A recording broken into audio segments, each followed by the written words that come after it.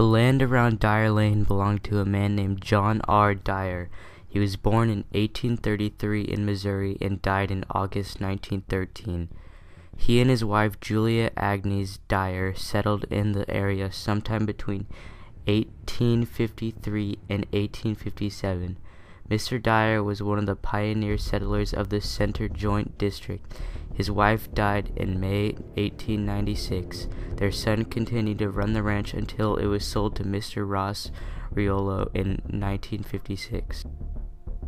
There is one story about John R. Dyre having a roaming eye, and his wife was very jealous one day and she killed him, their children, and then herself. Of course, this story is not true. There are other variations of this story. One is that a farmer and his wife had a slaughterhouse, and the wife went crazy and killed her family, then herself.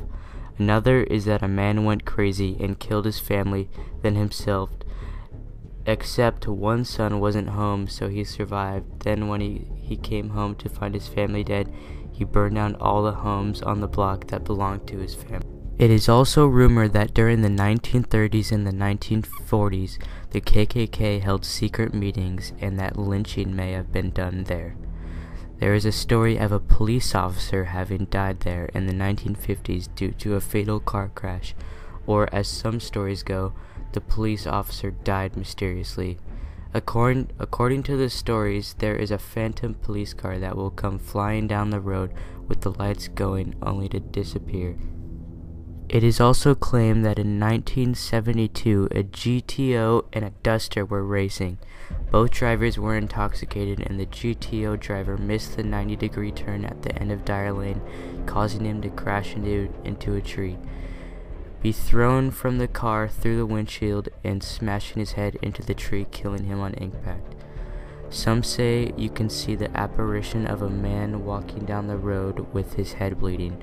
There are claims of phantom tractor and driver that likes to cut off motorcycles and disappears. From what I have found, these stories are possibly urban legends, as I could not find any real events to support these claims. I did find that in 1985, a high school student died from stab wounds during a fight that involved about 100 students from Encina High School and Rio Linda High School.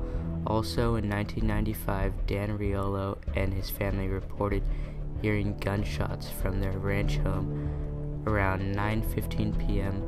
or 9:30 p.m. Not too long after they heard the gunshots, there was a body found on Dyre Lane by a motorist that was on his way to work. The 1995 death confirmation came from the Placer County Sheriff's Office. On the night of March 3, 2013, we experienced the hauntings of Dyre Lane firsthand. This is what we saw.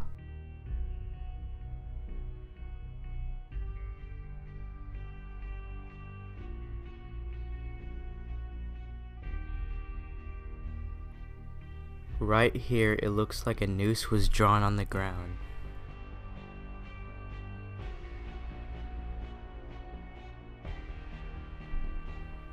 On the ground there is a chalk outline with a KKK cone on its head.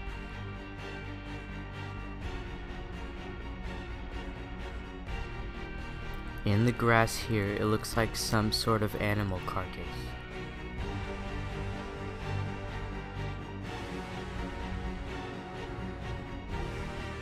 On the pole here, it looks like gunshots covered the side of it.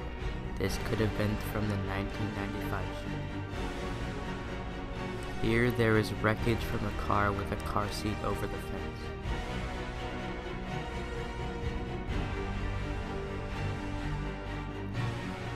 This is what looks like to be remains of an old barn that was torn down.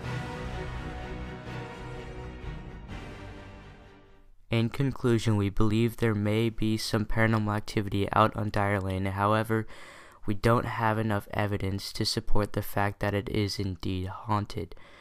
It is mostly a place of urban legend.